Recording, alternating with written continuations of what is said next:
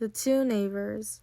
Long, long ago, in the early days of the world, two neighbors prayed to the great god Zeus, who ruled over the earth.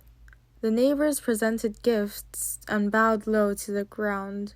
Then they begged Zeus, who was all-knowing and all-powerful, to grant them their heart's desires. Zeus looked deep inside them and saw that one of the neighbors burned with a terrible greed for money, or avarice, which could never be fulfilled. And Zeus saw that the heart of the other neighbor was on fire with envy. So, to teach them both a lesson, the wise god decided that he would grant each man whatever he wished for himself, but on one condition: the other neighbor would get twice as much. After the two neighbors had prayed, they began to wish for their heart's desires, to see if Zeus had heard and answered them.